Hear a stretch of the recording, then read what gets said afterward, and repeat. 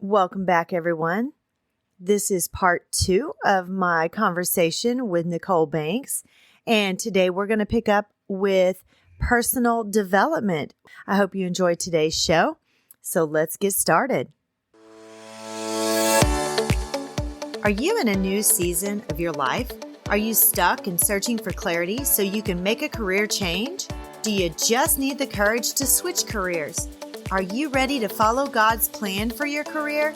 Welcome to Choose Your Next Yes. Hi, Kindred. I'm Mel, a career transition coach, mom of grown-ups, coffee lover, and God girl. I've had a lot of big life changes, and I haven't always been clear about God's plan for me. This led to stress and anxiety and a lack of clarity and courage to make a career move. I finally started listening to God's voice to find clarity and peace, and stopped being scared to make a move and achieve my career transition goals. Now, my mission is to help you learn to listen to God's voice and know when to say yes to the career you've always wanted and no to everything else. Let me show you how to clarify your purpose and find courage to pursue your personal and professional goals in your midlife and beyond.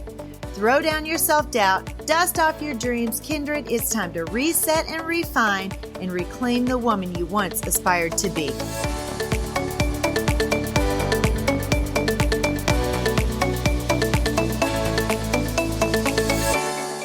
And I'm going to express real quick what personal development is. Personal development is you educating you on something that you're interested in. Yes. Right. So if it's listening to a podcast, if it's learning a new language, if it's taking a class, if it's all the things.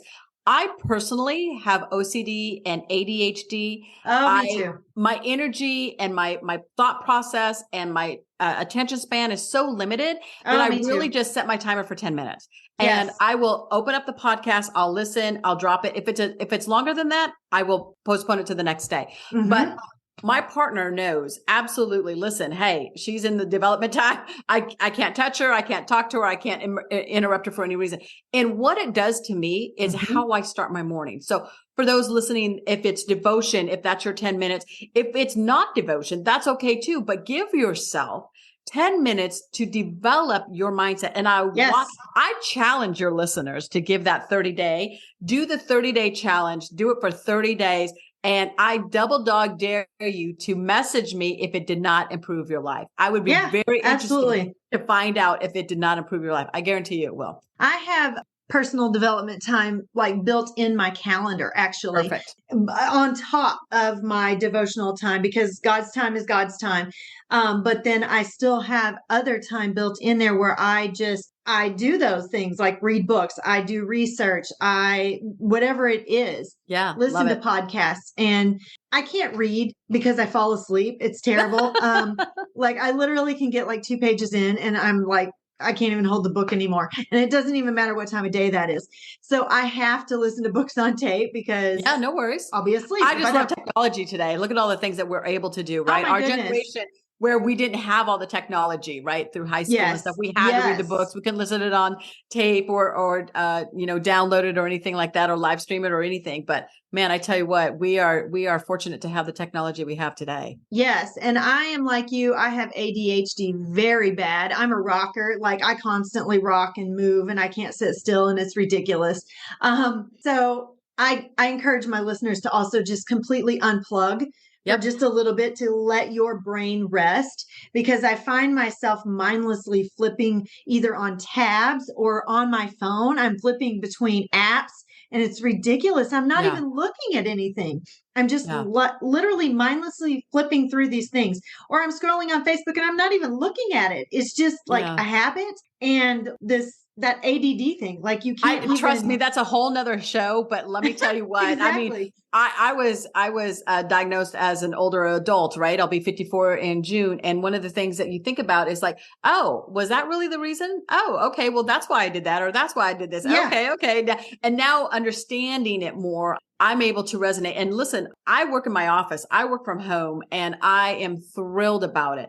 But I will share something with you. If I'm building content or if I'm creating something, I block out 15 minutes prior to a coach call and 15 minutes after a coach call just for myself to not only decompress, but to energize myself and the line of thinking in which I was continuing to do from what I picked up prior to the call or something along those lines. So just staying and focus on getting the job done, because if you've got a lot on your plate and you have ADHD, nothing gets accomplished. Yes, exactly. It's terrible. And I have, with this wonderful time in my life, with these perimenopausal symptoms that I have going on. Yes, of course. So like my brain doesn't work exactly like I want it to, or exactly like it used to. And I forget things terribly bad, but I also process much slower, and there's a lot of times I cannot focus on things. And so I just have to shut the computer, because like me being on the computer is just pointless at that moment. So I really have to just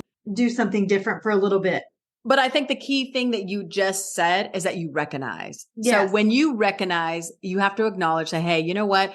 I am just in here spinning. So I need to just shut it down and make that make sense, because once you recognize it, then you're able to do that. But if you're just that hot mess behind everything, maybe you should take a look at that and dive in deep. Exactly. Exactly. And I think that might be a little bit of why some of our women may not be able to figure out what they want to do or what they need to do, what their next move is, because they've just got so much in their heads. They really can't just sit down and focus long enough to figure it out, or see what God's telling them, or, figure out what their skills are and what their passions are. So where should they go with that? Well, realistically, that's one of the reasons, this retreat that I have in May is my 5th time doing it. And it really to see the women come in, because it's mastering clarity and confidence. And once you've understood clarity of what? Clarity of your purpose, clarity of your passions, clarity of reinventment, clarity of goals. What are we clarifying? Because sometimes that's muddled too, right? I'm not really sure what I need. I don't really know where I want to go. But realistically speaking, when you have an opportunity to clarify what you want in life and you're passionate about it, and then all of a sudden self-talk comes in. Oh my goodness. Or just life, right? Yeah. Just life itself. I have a client right now that she actually moved from New York to Washington State, and just on a whim. And she goes, I don't know what I'm doing here. And I said, well, what do you want to do there? She goes, I want to hike and write about it. I said, well, let's get hiking. Let's start writing. Let's do it. Let's do the things that you want to do. Right. And believe it or not, her blog is amazing and she's doing really well and she's making money off of it. And I'm like, let's go. Right. It's just the craziest thing, because what her blog is that she took the leap of faith and said, hey, this is what I'm going to do. Then she can't get out her own front door. Yes. Because of fear of judgment, because of fear of, right? Anything you think of, everything fear we want. Of failure. Fear of failure is it's paralyzing, especially if you've had past failures. Absolutely. Absolutely. Well, what's interesting about a past failure, and I know that we think about what we're doing in midlife, and really when someone's ready to pivot, right? In midlife, if you're ready to pivot, if you're ready to shake things up, that's exactly what we do, is we create in our own mindset that fear, because it really isn't about true fear. It's not like you're seeing a snake in the grass. Right. It really is about everything else that you think people are going to say, or think people are going to look at you, or that kind of stuff. Right. Yes. So how do you overcome fear? You go through it. Exactly. You got to go through it. And I always share this with my clients. And for your listeners, let's just do this for just a second. If you're okay with this, Mel. I'm sure. Think about something that you were so scared of. Just anything that you just, oh my gosh, I can't believe this is happening. This is really scary. Really, really scary. The interesting part about this whole little adventure I'm taking you on right now is the fact that you're here today to tell us what you're thinking. You're actually thinking about that fear. Yes. So the life lesson here is that you've overcome that fear. Now, was it perfect? No. Did it cause havoc? It could have. Did it come out okay? Sure it did. You're still above ground, right? Exactly. So we think of the things that we are fearful of, and the best way to go and overcome the fear is to go through it. Yep, literally like parting the Red Sea. Yeah. You just kind of got to go through it. Because what's interesting about that is that when we think of, I just said to you, everything we want is on the other side of fear, right? Do you think I was just happy-go-lucky about going to prison? No, I'm pretty sure you were terrified. Absolutely terrified. And I'm like, well, number one, I didn't have the representation that I should have had. Right. Had I had that, I probably wouldn't have. And that's okay too, because I've already processed, again, it's been 15 years ago, but I've already processed, my own disappointment, my own letdown, my own abandonment, all of the things that I've done. But when I think of the true fear of literally hearing the, the metal door slam shut for the very first time, and the keys jingling, and you are literally left with a 3-inch cot and a wool blanket. You're like, oh my God, what happened? What did I do? What did I do to be here? Right. Right. And every single day, it's like, even though there are days that you're going to have a bad day, everybody has bad days. Listen, we all have bad days. It happens. Okay. But the thing that saved me is, for those that are listening, it's, you're going to turn in to your higher power, which is amazing. Yes. And I mentally, emotionally was there saying, I'm not having 2 in a row. No 2 bad days in a row, because realistically, that is just what empowered me to say, okay, get it together and make it make sense. Right. Right. But when we think of the things that we need to overcome, well, I'm not a very good public speaker. That's okay. You don't have to be. Who's judging you? Exactly. Right? Who's judging you? No one's judging you. You're thinking of this in your head. If someone's saying something to you like that, then check yourself, because they may not be your friend. Exactly. They may not be your friend. If someone is being rude and crude to you on social media, check yourself, because they may not be your friend. Yes. I surround myself with big dog women. And what I mean by that is these women are so high powered in not only their personal life. I always look at personal life first, not only in their personal life, but in their businesses, because I rise to the occasion. I level up. So when you're looking at wanting to start something or do something, hang around and invite the people to hang around you that have already done it. Exactly. Right? That's why you're on my show. I know, you start a podcast. Let's hang around people who've had podcasts. If you want to start a coaching business, let's hang around the coaches. Let's get and feed off who they are. Because listen, here's the really unfortunate part about it in our generation. We always, or not always, but typically we don't always have the best support from our partners or our family. And that's okay. We don't need that support. We just silently do what we need to do. And our actions will speak louder than our words. Yes. Right. I didn't come on your podcast saying, hey, I have 1,200 clients just in the month of March. Right. I didn't say any of that. I don't say any of that. I'm not here to brag about it. Right. But realistically, my actions will speak louder than my words 24/7. Exactly. And so when you're thinking, hey, how do I start? Where do I start? Listen, Google is my best friend. Oh, mine too. Absolutely. I Google everything.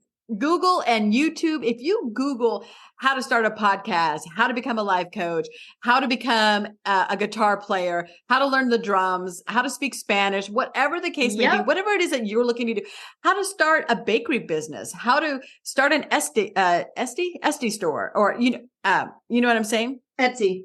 I always get it wrong. Etsy store, right? But yeah, exactly.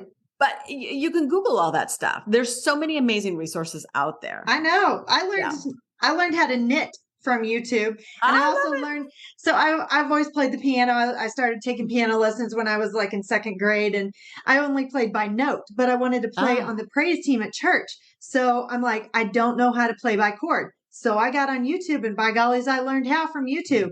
Nice. I love that. So I could play on the praise team at church. I just know that when there's a will, there's a way. Exactly. And so I'm challenging your listeners to dare to begin. Now, we don't have to be perfect. We just have to start.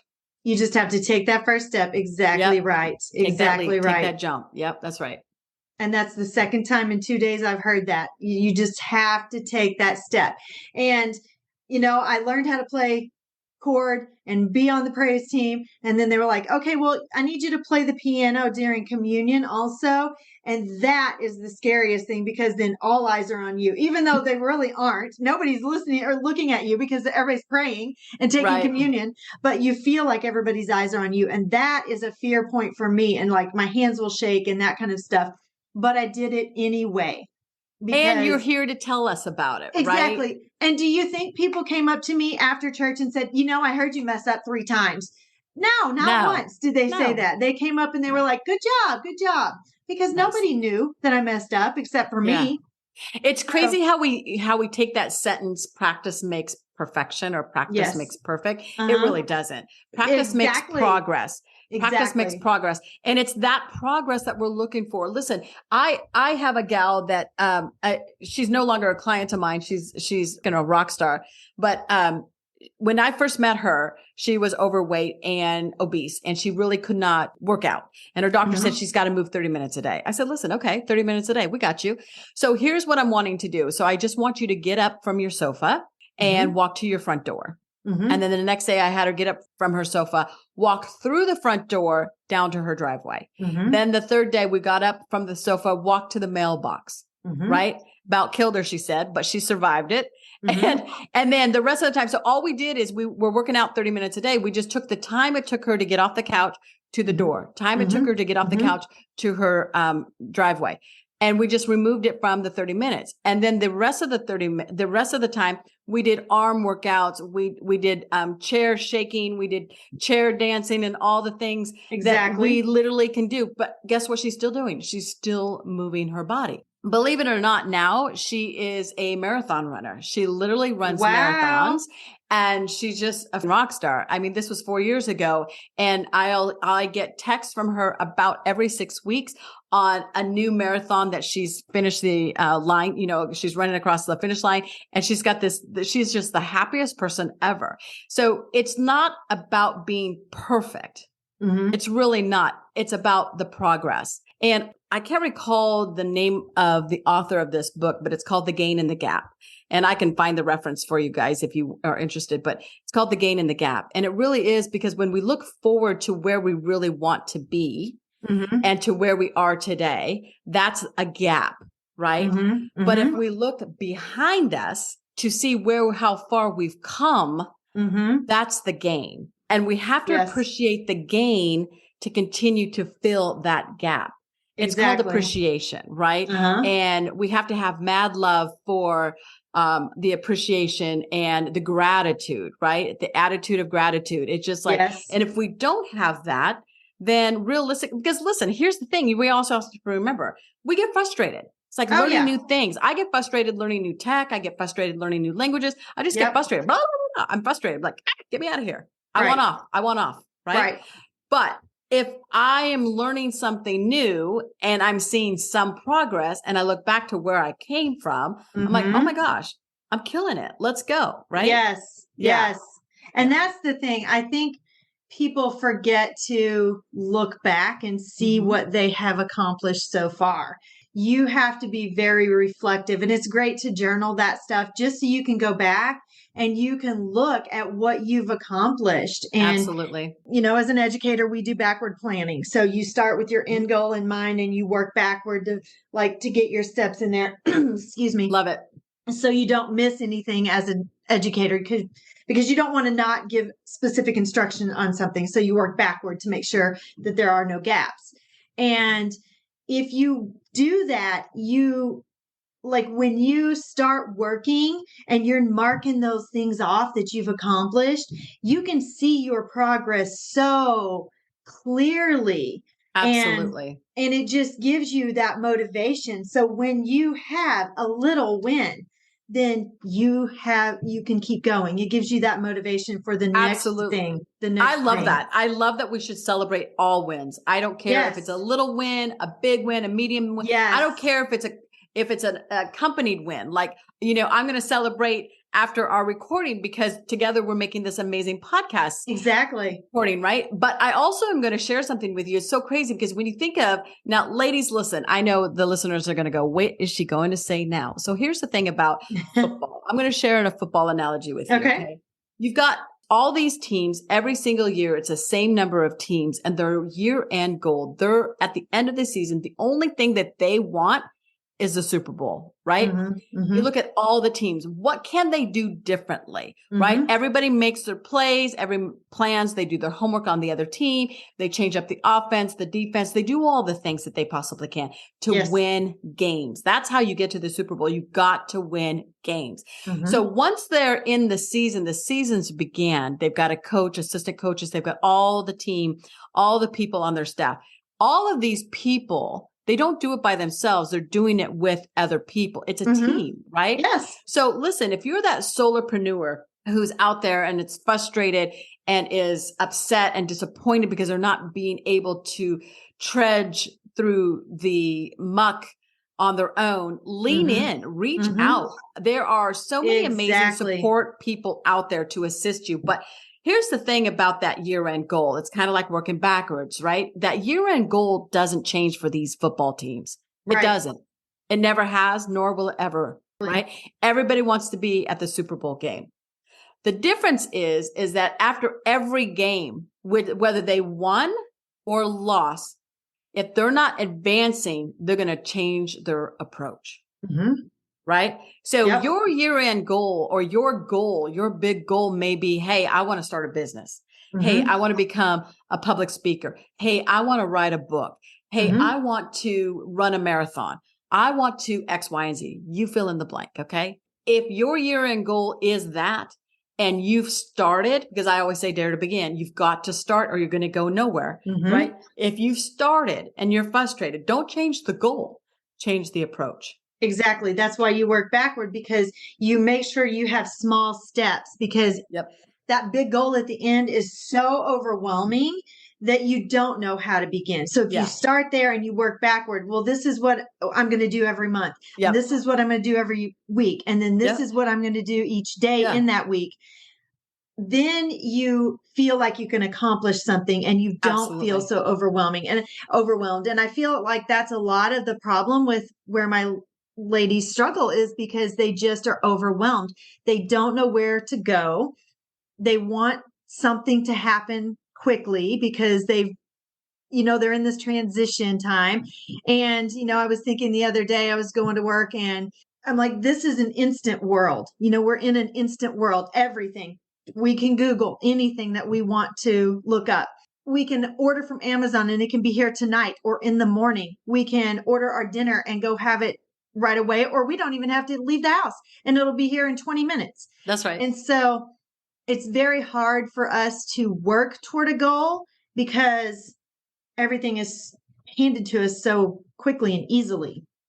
And I think that's where the gratitude attitude comes in, because again, being appreciative of the journey, right? Yes, and looking back and going, okay, so I made a mistake. I didn't do this correctly, but I'm going to fail forward. So next time I know to do it this way instead of that way. You are not the sum of your mistakes. Exactly right. Exactly. Exactly. All right. Wow. We have talked about a lot so far. So I think we're going to try to wrap up here pretty quick. So I have a couple more questions for you. Okay, sure. What is one of your favorite productivity hacks for our listeners who are wanting to get started, or our entrepreneurs wanting to start their own business, or what do you do to be productive? Absolutely. For myself, it literally is my morning routine, but for that, it's my evening routine. So it sounds crazy, but it's true. Listen, everybody can have a morning routine, but if you have a poopy night or, not a good night, your morning routine is off kilter. So I always start with the evening routine. I don't care what that looks like, right? I don't care if that's, planning your day out for the following. I don't care if that's cleaning the kitchen or prepping the coffee or getting your gym clothes out or whatever it is that you need to do. Because if you have a good night, your morning is going to be good too. My productivity hack for entrepreneurs is really, truly a great evening routine. It's going to give you peace of mind. So you're not laying there going, what do I need to do? What do I need to do? What do I need to do the next day? You've written it in your journal, your planner, whatever it is, it may be. And it literally, my evening routine starts 90 minutes before I go to bed. Wow. And, yeah. And I go in and I clean my kitchen. I make sure that my breakfast stuff is set out, all the things for my coffee. I come into my office. I write down the 5 things that are high priority for me the next day. I go upstairs into the bathroom. I change my clothes. I've pulled out my bed. I've done all the things. And here's the reason why. It's because, again, if not with that ADHD, yes, my brain doesn't shut down. Yes. So it's constantly thinking or stressing or overthinking about all the things that need to happen tomorrow. Yep. And then when I rise in the next morning and I'm exhausted and I'm cranky. Yep. So try the evening routine. In my opinion, try that first and then master your morning routine. Absolutely. And one thing that I do, my brain does not shut down when I go to bed. And it's one of those things where I think about the things I might forget. And then I get like stressed because I might forget them by tomorrow. So I just keep a notebook by my bed all the time. Yep. And a pen. And like in the dark, I'm like feeling for my pen and I write it and it's horrible handwriting. I just try to make it to where I can read it the next morning. I don't even turn the light on or anything. Love it. Like I can just get that out of my head and get it done. Exactly. Yeah. Exactly. All right. So what is one question that you wish I'd asked you and how would you have answered it? Wow. Do I know this? Sorry, I'm like, wait a minute. Do I know this one? Okay. What's one question I wish you would have asked me? I would have liked you to have asked me about my book. Okay. Well, how about you just tell us about it? Okay. How I would answer that question. I would have answered that question had you asked. This book, it's so crazy. It's the story that we are talking about, Dare to Begin. And what's interesting about this, it really is my journey of my story about the imprisonment, in my head first, and then some stories in regards to being in actual prison. And then, of course, being mindful that I was 15 years ago. So I started this book 10 years ago. Wow. I literally kept sitting on it and kept sitting on it and kept sitting on it. Fear of judgment. Oh, I can't overcome this. I'm the worst speller in the world. How can a bad speller write a book? Right? All of the things were stuck in my head and I literally could not get them out. So one day, I told you I went to a therapist and I was going through therapy because as I'm writing the book, things were being brought up again. Right. I'm like, oh my gosh. So I have to heal from this and I have got to overcome that. And I have to do. So I literally think of all the things that I had to do to just keep the mindset exactly where it needed to be to continue to write the book and then finish it. Right. I mean, you can start it, but I had to finish the book. And so it's one of those things where we think of all the things that are limiting beliefs, how they come into fruition and how, they all are like hitting you all at one time. And I literally took the book and shut it and put it on the shelf. And it was a total hiatus. But my coaching style, my podcast, my coaching group, all of my programs, everything is really centered around the Dare to Begin, that DARE formula. It is the second act formula. It's the best way how to thrive in your midlife because once you declutter your mindset, and I say declutter because we are so filled with so many things in our head, our culture, how we were raised, our siblings, our relationships, all of the things, our education, the way we manage money, we're cluttered with all of that in our heads. Once we declutter that, it does allow you to activate your confidence. It allows you, when you activate your confidence, it allows you to remove your fear. Once you remove your fear, guess what you're doing? You're enjoying your best life. You're enjoying your passions. And that's one of the things that had you asked, that's how I would have answered it. Awesome. Well, I apologize for not asking. I was actually hoping you would tell us about your book. So, well, I'm glad you asked the question because I'm exactly. All right. So, how can our listeners connect with you? What can they do to get in touch with Nichole Banks? Thank you so much. So, of course, you can go onto my website, NicholeBanks.com. I do spell my name with an H, so it's NicholeBanks.com. You're more than welcome to join my free weekly newsletter. I also have the podcast, the Nichole Banks podcast, just really helping women thrive in midlife. And then if you're interested in attending the Women's Retreat in May, don't hesitate to check it out on the website as well. Social media, my Instagram is Ms. Nichole Banks. And then my Facebook is Nichole Banks Coaching.